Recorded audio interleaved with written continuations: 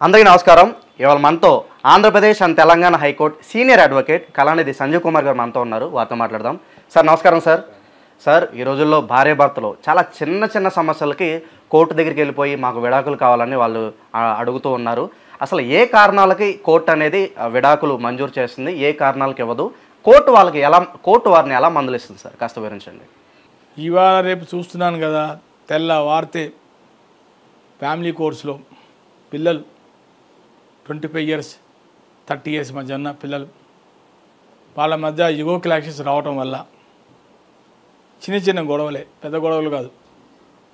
ఆ గొడవలు రావటంలో అమ్మాయి హస్బెండ్కి చెప్పకుండా తండ్రి గారికి ఫోన్ చేసి, నాన్నగారు అర్జెంటుగా వచ్చేయండి, నన్ను తీసుకెళ్ళండి, నేను ఇక ఉండలేకపోతున్నా అన్నప్పుడు కనీసం తండ్రి గారు ఆయన బాధ్యత గల తండ్రి వివాహం చేసిన తర్వాత తండ్రి యొక్క బాధ్యత ఏంటి, ఆయన రోల్ ఏంటి? ఎందుకమ్మా ఏమైంది గొడవలని, నేను మాట్లాడతాను, అల్లుడితో నేను మాట్లాడతాను, నువ్వు అక్కడే ఉండు అని చెప్పి అల్లుడు కనుక ఆఫీస్కి వెళ్తే సాయంత్రం ఆయన వచ్చేదాకా వెయిట్ చేసి అల్లుడు గారితో కూర్చొని డిస్కస్ చేసి ఏమైనా ప్రాబ్లమ్స్ ఉంటే ఆయనతో మాట్లాడి జటిలం కాకుండా పరిష్కరించి వెళ్ళేవాళ్ళే తండ్రులు. కానీ ఇవాళ రేపు ఏమైపోయిందంటే తల్లిదండ్రులకి గారాభం ఎక్కువైపోయి పిల్ల ఏడవంగానే తండ్రికి ఏదో మర్డర్ చేసేంత, కొట్టేసి చంపేసినంత ఇదైపోయి వెంటనే పిల్లని కనీసం అల్లుడు ఆఫీసులో ఉన్నాడు, అల్లుడు కనీసం ఇంటిమేట్ చేద్దామని ఇది కూడా లేకుండా కనీసం ఫోన్ కూడా చేయకుండా తీసుకెళ్ళిపోతున్నారు. తప్పు. ఇంతకుముందు కూడా చెప్పాను నేను యూట్యూబ్లో, పిల్లలు గొడవ పడితే మీరు ఒక తల్లిదండ్రులుగా మందలించాలి, చెప్పాలి, ఇలా చేయకూడదు, ఏంటమ్మా నేను అల్లుడు గారితో మాట్లాడతానని పిల్లని ధైర్యం చెప్పాలి తండ్రిగా. మీరు ధైర్యం చెప్పకుండా వెంటనే పిల్లని తీసుకెళ్ళిపోతున్నారు, అక్కడే వాళ్ళ జీవితాలు పాడైపోతున్నాయి. మీరైనా సరే వెంటనే అల్లుడితో మాట్లాడాలి. నాయనా ఏమైంది, మా అమ్మాయి ఇలా ఏడుస్తోంది, మా అమ్మాయి ఇంటికి వచ్చేస్తుంది అంటే ఏంటి ప్రాబ్లము, నేను ఒకసారి వచ్చి మీతో మాట్లాడాలా, మిమ్మల్ని ఎప్పుడు కలవాలి అని అల్లుడు గారితో చక్కగా రిక్వెస్ట్గా మాట్లాడి, మీరు మామగారు మీ సాయంత్రం రండి అన్నారనుకోండి, వెళ్ళాలి. అంత లోపల ఎందుకు మీకు తొందర పడిపోవడం, పిల్ల చెప్పడం ఏంటి, ఫోన్ చేయడం, వాట్సాప్లో మెసేజ్లు పెట్టేయడం, వెంటనే సైలెంట్గా తీసుకెళ్ళి వెళ్ళిపోతున్నారు. తప్పు. ఇలాంటి ఈ మధ్య నాకు కొన్ని కేసులు వచ్చాయి. ఇంట్లో గొడవలు అవుతాయి. ఎగ్జాంపుల్, భర్త కొట్టాడు, కొట్టకూడదు, మ్యాన్ హ్యాండిల్ చేశాడు, తప్పు, కొట్టడం తప్పు. కొట్టినంత మాత్రాన కొంచెం ఆగాలి, 2 రోజులు 3 రోజులు ఆగాలి. ఎందుకు కొట్టాడని ఫస్ట్ మీరు డిస్కస్ చేసుకోవాలి. నేనేం తప్పు చేశానని నన్ను కొట్టారండి, నాలో ఉన్న తప్పేంటి, నేను చేసిన తప్పేంటి, నేనేమైనా రాంగ్గా మాట్లాడానా, లేకపోతే నేనైనా సరిగ్గా మీకు ఏమైనా సరైన ఫుడ్ ప్రొవైడ్ చేయలేదా, మీకు సరైన ఫెసిలిటీ ప్రొవైడ్ చేయట్లేదా?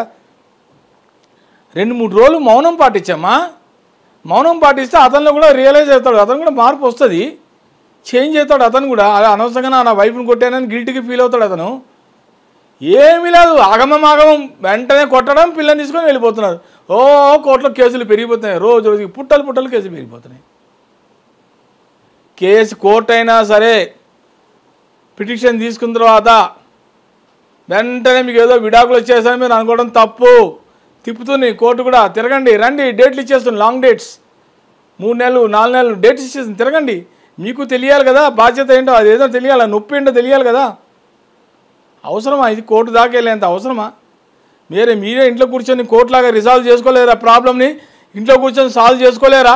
ఒకవేళ అమ్మాయి ఏమైనా మిస్బిహేవ్ చేస్తే మీరు మామగారికి ఫోన్ చేసే బాధ్యత నీకు లేదా? అల్లుడు నువ్వైనా చేయొచ్చు కదా మామగారు ఇలా మీ అమ్మాయి ఇలా బిహేవ్ చేస్తుంది, దయచేసి మీరైనా వచ్చి ఒకసారి చెప్పండి, మీరు మాట్లాడండి. ఇతను చెప్పాలిగా, ఇతను చెప్పడు, ఆ అమ్మాయి కూడా ఆ అమ్మాయి చెప్పదు. ఎవరికి వాళ్ళు విడిపోవడం, ఈగో క్లాషెస్ వల్ల కోర్టుల చుట్టూ తిరగడం, దీనివల్ల కోర్టులో కేసులు పెరుగుతున్నాయి. అంతకనే వేరేదేం లేదు, కేవలం ఈగో. ఏమంటుంది, ఈయన హస్బెండ్ జాబ్ చేసి వస్తాడు, కాఫీ పట్టరా అంటాడు. నేను నీ కాఫీ పట్టుకొచ్చి నువ్వు కలుపుకో. జనరేషన్స్ నాయన, ఆ రోజుల్లో విడాకులు అనేది లేదు, చాలా రేర్. కానీ ఇప్పుడు జనరేషన్లో టోటలీ రివర్స్. నువ్వు కలుపుకోవు, నేను కలుపుతా, నువ్వు తాగు, నువ్వు చేయి, నేను చేస్తా, 50-50. ఏదైనా సరే వంటలైనా 50-50, ఎనీథింగ్ కాంట్రిబ్యూషన్ 50-50. అట్లా అయితేనే సంసారాలు నిలబడతాయి. అంతేగాని నేను సంపాదిస్తున్నాను చెప్పి నువ్వు అదమాయిస్తే కుదరదు. ఆ రోజులు పోయినాయి నాయన, గాన్. కాబట్టి నేను చెప్పేది ఏంటంటే ఎవరైనా సరే అనవసరంగా గొడవలు పడకండి. అప్పుడే మీరు తొందరపడి ఇంటి వాళ్ళకి ఇన్ఫామ్ చేసేసి మెసేజ్ పెట్టి సంసారాలు పాడు చేసుకొని ఒక అడుగు ముందే వేసేటప్పుడు ఆచి చూసి వేయండి. స్టెప్ తీసుకునేటప్పుడు ఒక్కసారి కానీ రాంగ్ స్టెప్ తీసుకుంటే గుర్తుపెట్టుకోండి, జీవితాంతం మీరే సఫర్ అవుతారు. ఒక అమ్మాయిగా చెప్తున్నా, అబ్బాయి ఏముంది రేపొద్దున మళ్ళీ ఇంకో రెండో పెళ్లి చేసుకుంటాడు, ప్రాబ్లం లేదు. కానీ మన సమాజంలో మన సొసైటీలో అమ్మాయి రెండో పెళ్లి చేసుకుంటేనే పట్టుకుంటున్నారు జనం. అక్కడ సరిగ్గా చూడట్లే. అబ్బాయిని అయితే పట్టించుకోవట్లే, రెండో పెళ్లి చేసుకున్నవాడు పట్టించుకోవట్లే. అమ్మాయి అయినేసరికి రెండో పెళ్లి అనేసరికి పట్టించుకుంటున్నారు. ఇది మన సొసైటీ, ఏం చేస్తాం. కాబట్టి ఎవ్వరు కూడా తొందరపడద్దు. అబ్బాయి అయినా సరే అమ్మాయి అయినా సరే నిలకడగా ఉండాలి. ఎవరు కూడా ఒకరు తిట్టుకోకూడదు, దూషించుకోకూడదు, ప్రేమగా చూసుకోవాలి. అప్పుడే మీ సంసారాలు నిలబెడతాయని నా ఉద్దేశం. చాలామంది మరి ఫ్యామిలీ కోర్టుల దగ్గరికి వెళ్ళిపోతున్నారు మాకు డైవర్స్ కావాలని చెప్పి. మరి కోర్టు వీళ్ళకి ఎలా పరిగణిస్తుంది? మరి వాళ్ళు కౌన్సిలింగ్ ఇచ్చే అవకాశం ఏమైనా ఉందంటారా? కోర్టు కూడా ఇద్దరి దావాలు పరిష్కరించిన తర్వాత, పిటిషన్స్ పరిష్కరించిన తర్వాత వీళ్ళకి 3 సార్లు కౌన్సిలింగ్ జరుగుతాయి. ఫస్ట్ సారి కౌన్సిలింగ్ చెప్తారు జడ్జి గారు, ఏమ్మా ఎందుకు విడాకులు తీసుకుంటున్నావు అని అడుగుతుంది. లేదండి మా ఆయన కొట్టాడండి, లేదండి మా ఆయన తాగి తందనాలు ఆడుతున్నాడు, ఉద్యోగం లేదు సద్యోగం లేదు, లేదండి మా ఆయన ఇంకొంత ఇల్లీగల్ అఫైర్ పెట్టుకున్నారండి, ఇలా రకరకాల కారణాలు చెప్తారు. ఆ కారణాల్లో ఎంతవరకు వాస్తవం అది కోర్టే పరిశీలించి ఆ ప్రకారంగా 3 సార్లు కౌన్సిలింగ్ ఇవ్వడం జరుగుతుంది. ఆ కౌన్సిలింగ్లో ఇద్దరికీ కౌన్సిలింగ్ ఉంటాయి. ఇతనైనా సరే ఏనైనా ఎందుకు అలా అమ్మాయిని కొడుతున్నావు, ఎందుకు తాగొస్తున్నావు, ఎందుకు ఇంట్లో జీతం ఇవ్వట్లే, భార్యని ప్రేమగా చూసుకోవాలి కదా, నువ్వు ఎందుకు ఇలాంటివి చేయట్లేదని ఇద్దరిని అడుగుతారు జడ్జి గారు. ఒకళ్ళని అడగ ఇద్దరికి కౌన్సిలింగ్స్ ఉంటాయి. 3 సార్లు 4 సార్లు కౌన్సిలింగ్ ఇచ్చిన తర్వాత దాదాపుగా ఏడాది అయిపోతుంది, 6 నెలలు ఏడాది.